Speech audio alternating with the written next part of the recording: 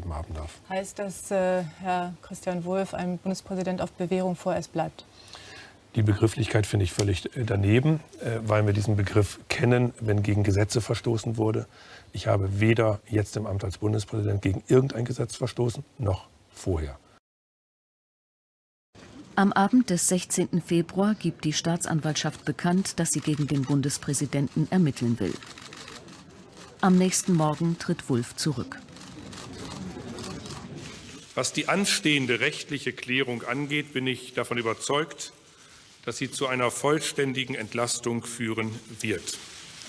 Ich habe in meinen Ämtern stets rechtlich korrekt mich verhalten. Ich habe Fehler gemacht, aber ich war immer aufrichtig. Kaum zu glauben, dass das stimmt. Denn wenn ein Ministerpräsident Korruption nicht bekämpft, sondern konkrete Spuren zur Verfolgung von Korruption verwischen lässt, dann ist das eindeutig strafbar.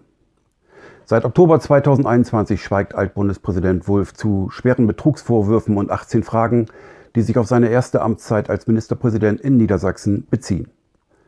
Wulff schweigt zu einem Netzwerk, in dem der Richter Hans-Uwe P. vom Oberlandesgericht Oldenburg offenkundig eine ganz zentrale Rolle spielte. Ein Vertrauter seiner Justizministerin, der von August 2002 bis März 2006 an das niedersächsische Justizministerium abgeordnet war.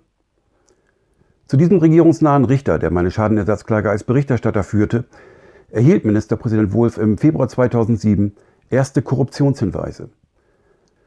Bereits Wulffs Antwort, Prozess gegen ihren Steuerberater, ich habe ihr Schreiben an das in der Sache zuständige Finanzministerium abgegeben, war nicht plausibel, weil Korruptionshinweise grundsätzlich in den Zuständigkeitsbereich des Justizministeriums fallen.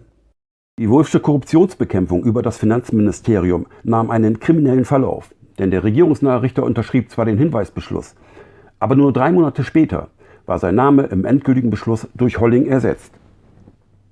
Weil Holling vom Landgericht Osnabrück zu keinem Zeitpunkt am Oberlandesgericht Oldenburg tätig gewesen war, ist sein Name lediglich in Druckbuchstaben zu lesen. Im gesamten Prozess waren Finanzbeamte und Mitarbeiter der Bremer Landesbank nicht angehört worden. Es gab am OLG Oldenburg keinen Gerichtstermin. Nur ein paar Wochen später zeigte der couragierte Unternehmer Danny Götze den regierungsnahen Richter wegen Erpressung an. Wulff und seine Justizministerin wussten sofort, dass Kripo-Beamte des Fachkommissariats Organisierte Kriminalität, Schwerstkriminalität im Rahmen ihrer Ermittlungen auch die Schadenersatzklage finden würden, über die Wulff im Februar 2007 erste Korruptionshinweise erhalten hatte.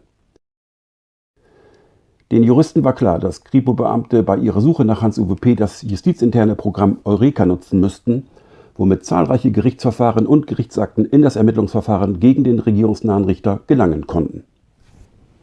5 Monate vor der Niedersachsenwahl drohte Ministerpräsident Wulff bei Bekanntwerden des Skandals das Ende seiner politischen Karriere. Und das hätte automatisch zum Aus für alle Regierungsmitglieder geführt. Deshalb durften die Kripo-Beamten die Gerichtsakte unter keinem Umstand in die Hände bekommen. Die Lösung des Problems erfolgte über das justizinterne Programm Eureka. In diesem justizinternen Programm war Richter Hans-Uwe P. seit Beginn der Klage als verantwortlicher Berichterstatter eingetragen. Genau an dem Tag, als er wegen Erpressung angezeigt wurde, ersetzte man im justizinternen Programm Eureka seinen Namen durch den Namen Holling. Nur wenige Tage nach Götzes Anzeige, der zum Schein auf seine Erpressung eingegangen war, nahmen die Kripo-Beamten ihre geheimen Ermittlungen auf. Bei ihrer Suche über das justizinterne Programm Eureka konnten die Kripo-Beamten Richter Hans-Uwe P. logischerweise nicht finden. Auch die Spuren zum Versicherungskonzern, nebenberuflicher Arbeitgeber des käuflichen Richters, sowie Landesbankchef Kolvers, der die Dienste des regierungsnahen Richters bereits aus seiner Zeit bei der Dresdner Bank gekannt haben sollte, waren nicht mehr verfolgbar. Ausgerechnet Ministerpräsident Wulff und seine Justizministerin hatten Kripo-Beamte hinters Licht geführt, um weitergehende Ermittlungen zum regierungsnahen Richter sowie namhaften Geld- und Auftraggebern, wie zum Beispiel Banken und Versicherungen, zu verhindern. Durch die systematische Vertuschung war ein endgültiger Steuer- und Kreditausfall für Niedersachsen und Bremer Landesbank produziert worden. Europas größter Versicherungskonzern hingegen hatte sich eine Schadensregulierung von rund 450.000 € erspart. Bis Dezember 2022 hat Altbundespräsident Wulff keine der 18 Fragen beantwortet, obwohl ihm diese seit Oktober 2021 vorliegen.